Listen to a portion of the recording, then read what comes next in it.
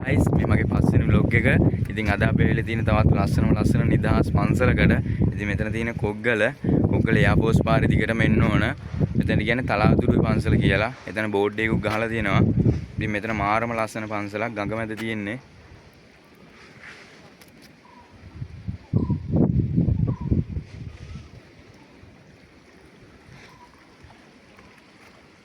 ඉතින් තා ඇතුළට යන්න ඕන. කෙලින් පාරේ ඉතින් අපි ගිහින් සෙට් වෙමු. ඉතින් guys මේ දෙපැත්තෙම කඩුලාන පරිසරයේ තියෙන්නේ.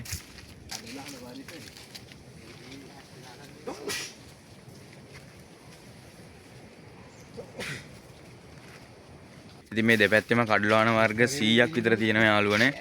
මේ දෙපැත්තෙම එහෙම කියලා තමයි කට්ටිය කියන්නේ නා.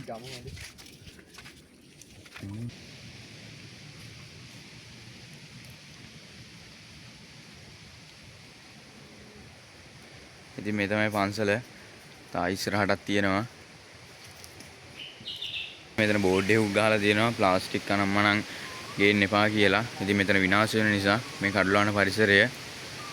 ඉතින් අදලම් මෙතන ඉතා පිරිසිදුව තියෙනවා. මාරම ලස්සන පන්සලක්.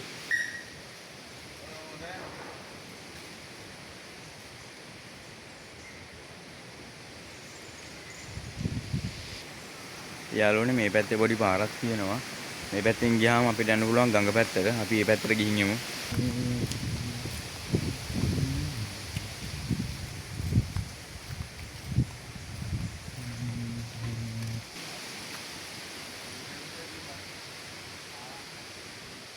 ඉතින් guys මෙතෙන්ට ගඟ මාර ලස්සනට පේනවා.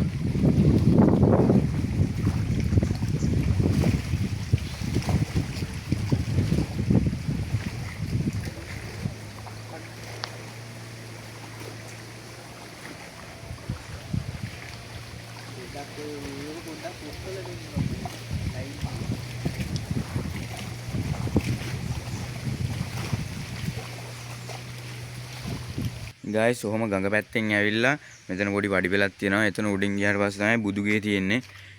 ඉතින් ඔයගලන්ට පේනවා ඇති. අපි එතෙන්ට යන්.